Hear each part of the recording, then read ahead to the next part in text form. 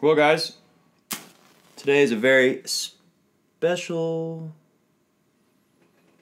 That didn't work. Hey there, Fed heads. Today is a very special day for all Federer fans. All right, Mr. Goat. Let's sing happy birthday for Roger. All the Fed heads join me at home.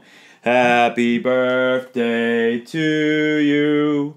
Happy birthday to you. Happy birthday, dear Roger. Happy birthday to you. Right, Mr. Goat, don't eat the cake!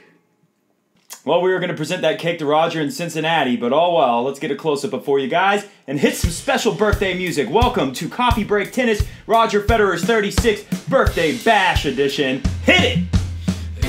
Hey, don't you know you've been cordially invited to Roger's Birthday Bash? Coffee Break's his favorite show. You've been cordially invited to Roger's Birthday Bash. It's a birthday bash, it's Roger's Birthday Bash. Yeah, it's a big old bash, yeah, come on! Oh, it's a special day indeed. That's right, I tricked you guys. I put Mr. Goat's goat food right there.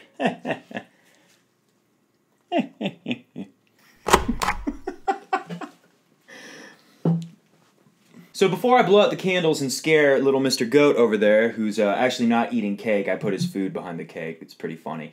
But I want to talk about why I put 6 candles here. So obviously Roger turned 36 today. Happy birthday, Roger. But the 6 is to represent the 6 awesome years of tennis that Roger has given us past 30, because most tennis players don't play past 30, or at least not a lot. Like Andy Roddick, for instance, I want to say he retired... It could have been at 29, but I think Roddick was 30 when he retired. No older than 31 for sure. So, want to thank Roger, and tennis fans around the world should thank Roger for continuing to play past 30 and giving us these 6 awesome years of tennis. I'm real glad that he did it. So, hey, everybody, tweet happy birthday at Roger Federer on Twitter. I'm sure he's already got plenty of them, but tweet it out to him. And also tweet to Roger Federer to give Matt and Pete from Crunch Time Coaching an interview at Cincinnati. We've already got the press passes. We're going to be there, and we're going to request the interview through the ATP. So give Roger a little suggestion, if you guys don't mind, to take us up on our offer. We promise it'll be a very memorable interview. At Coffee Break Tens, T-E-N-S, is my Twitter account for the show. So, what's your wish, Mr. Goat? Sorry.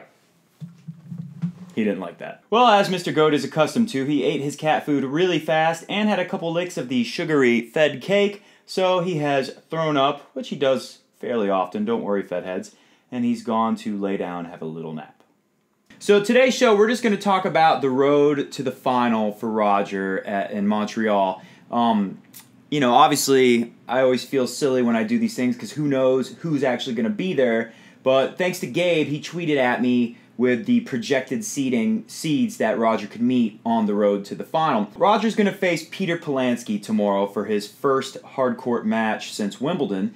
And Polansky won the battle of Canadian wildcards. Popsicle, as we like to refer to him here on the show, Vasek Pospisil, and Polansky, they battled it out for a spot against Roger. Polansky was the winner. He's a little shorter than Roger. He's a little lighter than Roger. He's 29 years old, and I believe he's ranked 116 in the world. So this should be a comfortable start for Roger, unless Roger wants to follow the pattern that so many people have noticed this year and lose after having match points in a third set. So, upset alert, Roger could lose because this guy meets all the requirements for this pattern that we've seen. Started in Dubai, and then it happened again in Stuttgart.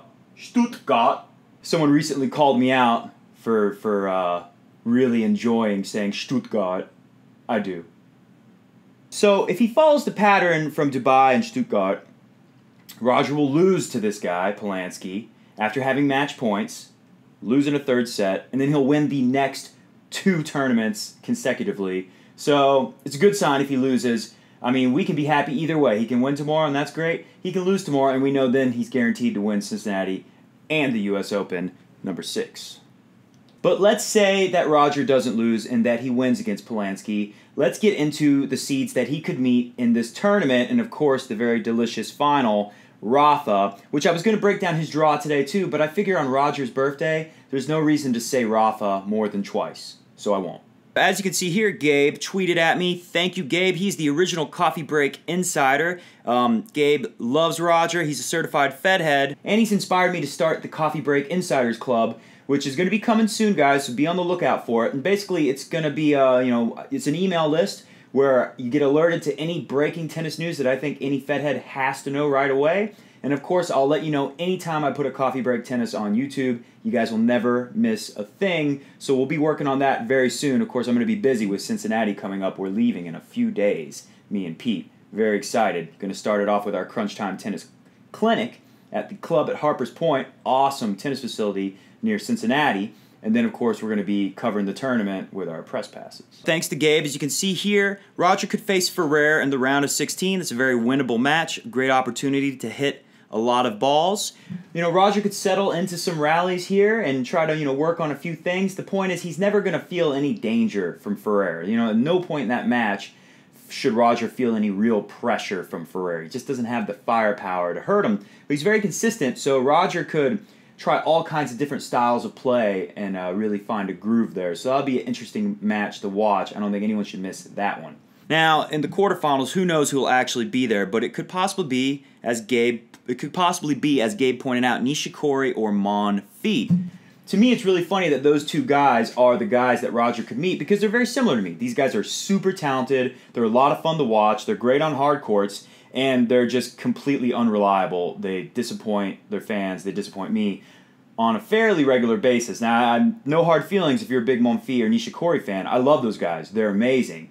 But you know how it goes. Do you really think they're going to beat Roger? And even if they did pull off the upset, admit it, Fed heads, you would immediately start thinking of conspiracy theories like, well, maybe Roger was trying to save energy for the U.S. Open and kind of didn't go 100% in that match. So I don't see too much trouble there. Let's move on. Then interesting semifinal matchups that Gabe put here. Gabe gave us Berdych, Dominic Thiem, or Grigor Dimitrov. I think it'd be really interesting to see the Berdych match, if that happened, Roger versus Tomas Berdych, because at Wimbledon, I don't think anyone came any closer to stopping Fed than Berdych. That match was kind of nervy the whole way through, even though Roger did win in straight sets. It felt closer than your average straight sets match, so that'd be interesting to see how that match goes. They've already played, 3 times this year. Easy win in Australia for Roger where he put on a show. Close, nervous one, real nervy one in Miami where Roger could have very well lost. I think he saved a match point and a tiebreak to come out of that match against Berdych.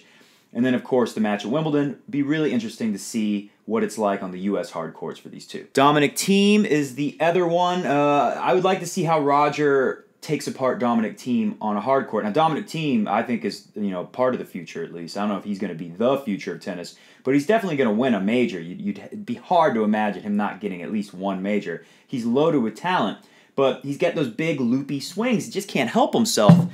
It works fine on clay, but on a hard court, especially playing Roger, who's going to get that ball on you quick, I don't know how Dominic Thiem is going to be able to pull it off. It's going to be fun to watch Roger kind of take time away and really expose those big loopy ground strokes. Unless Dominic Thiem can change it up and do something new, who knows? But I don't think that's going to be too tough. And then finally, the Grigor Dimitrov. I always love Baby Fed versus Fed, which obviously I say that with love and affection. I know he doesn't like the name, but we're great friends, me and Grigor.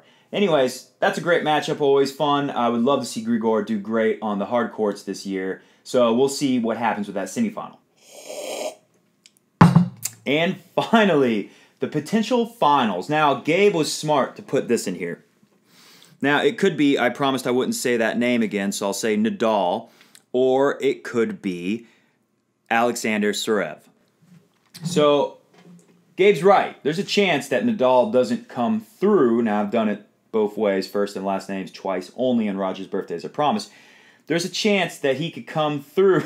I'm going to have to say his name again. I'll be creative here. There's a chance that he doesn't get through Zverev. But we all want to see it, right? Let's admit it. Fedheads, we want to see Roger beat the Spanish Bull again. That would be 5 wins in a row. Roger's never done that. So hopefully we get that delicious final. And even more hopefully we get it in Cincinnati so I can be there covering it from the press area. And you better believe, Fedheads, if we get the 1 versus 2 matchup in Cincinnati, unless Murray's there, I guess that would throw it off. Either way, if we get the Spanish Bull versus Roger Federer in Cincinnati, I'm going to be giving you the best coverage ever. That's all the time we have today, Fedheads. I'm going to enjoy some of this delicious cake. Oh, I guess I need to blow out the candles before it melts my delicious cake. Make your wish. I'll make mine. If you guys were paying attention, this is a special day today, by the way. If you guys were paying attention, you probably already know what my wish is. And in the words of Hyman Roth from The Godfather, smaller piece, smaller please, smaller piece. That's real good. That's really, really good. Who would have thought? Cake and coffee? That's a really good combo.